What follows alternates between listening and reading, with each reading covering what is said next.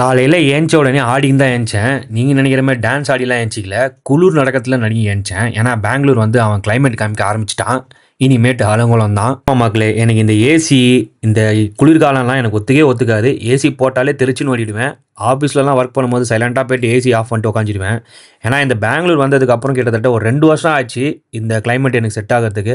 இப்போ தான் கொஞ்சம் கொஞ்சமா ஆயிட்டு வருது. பார்ப்போம். எல்லாருக்கும் வணக்கம் மக்களே. இது வெட்டிப்பையன் பிளாக்ஸ் 60 நாள் சவால்ல வந்து இன்னைக்கு 16வது நாள். இன்னைக்கு ஒரு அருமையான லெக் கிளாஸ் பிரிச்சு மேஞ்சிட்டேன். மக்களே, ஒரு அருமையான நியூஸ் பார்த்தேன். ஆனா அது வேற லெவல் ஆக்சுவலி. உண்மையாவே கணேஷ் பாரியான்னு சொல்லி குஜராத்தை சேர்ந்தவர்.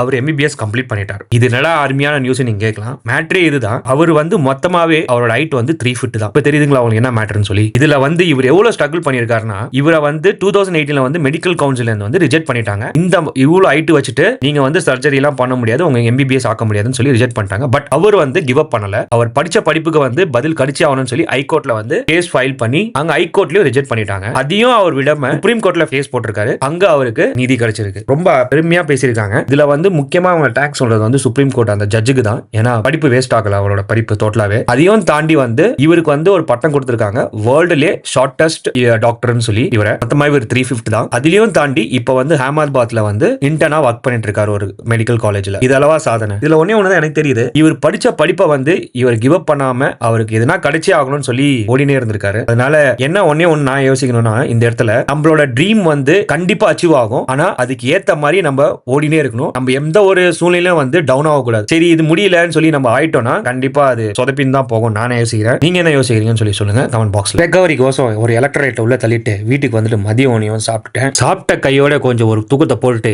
ஏஞ்சிட்டு அப்புறம் ஒரு பாபாக்கு ஒரு பூஜையை போட்டு ஒரு 2 ஹவர் கிளைண்ட் கால் இருந்துச்சு, அதையே முடிச்சிட்டேன். என் வீடியோ புதுசா பாக்குற நண்பா நம்பி மறக்காம என்ன ஃபாலோ பண்ணிட்டு அந்த சர்ப்ரைஸ் பட்டனை கொஞ்சம் தட்டி விட்டுருங்க. அதோட இரவு முடிச்சுட்டு டேட்டு மக்களே நாளை பார்க்கலாம். ஃபோக்கஸா இருங்க. மிக்க நன்றி.